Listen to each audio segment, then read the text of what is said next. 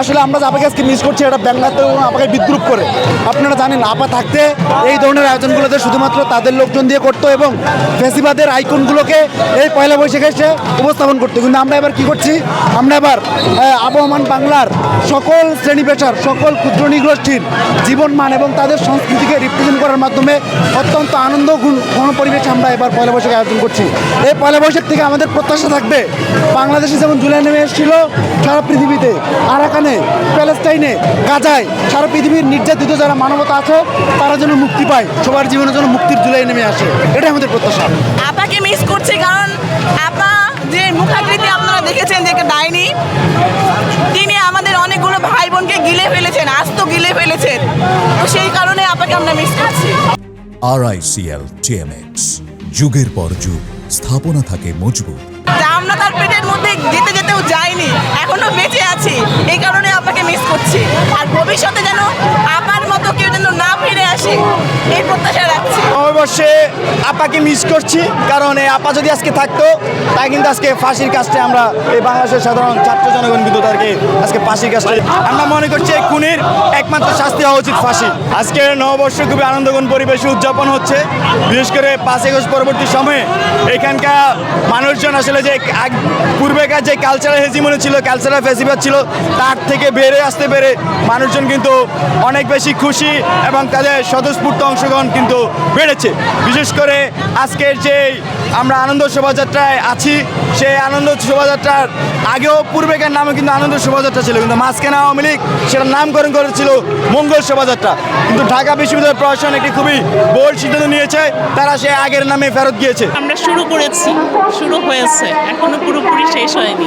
ফেসিস্টের অবসান অবশ্যই হবে ইনশাল্লাহ। আমাদের সুন্দর বাংলাদেশের অপেক্ষায় আমরা থাকবো। নতুন সূর্যোদয় আরও সুন্দর হোক, আগামী বৈশাখের সূর্যোদয় সুন্দর হোক আরও।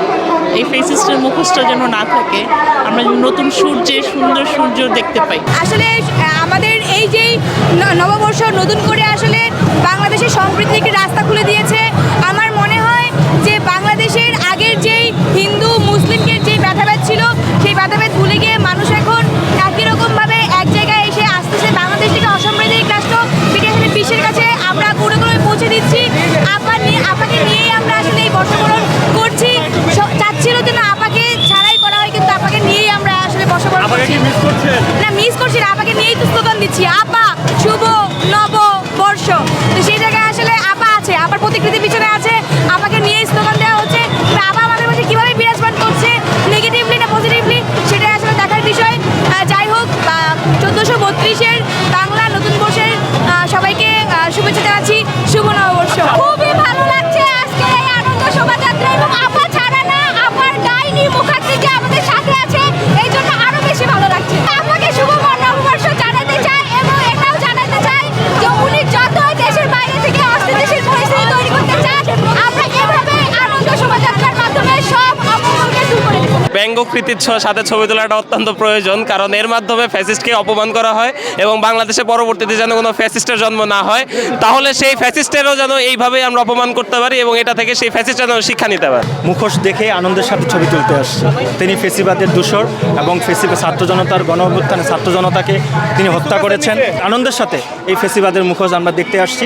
সাধারণ মানুষ আনন্দের সাথে ছবি তুলতেছে, সাধারণ মানুষ আনন্দের সাথে তারা দেখতে উপভোগ করতেছে এই ফেসিবাদের মুখোশ। ফ্যাসিস্ট তো ওই জন্যই বেশি আগ্রহ, এটাই আমি আসলে বেশি কিছু বলতে পারবো। অনেক চমৎকার, অনেক ভালো হয়েছে, আমি খুবই প্রাউডফুল করছি আসলে। আপাকে স্মরণীয় করে রাখার জন্য, ঠিক আছে, আপার এই মুখবৈভব স্মরণীয় করে রাখার জন্যই ছবিটা তোলা। 5ই আগস্টের পরে নতুন বাংলাদেশে নতুন নববর্ষ দেখলাম।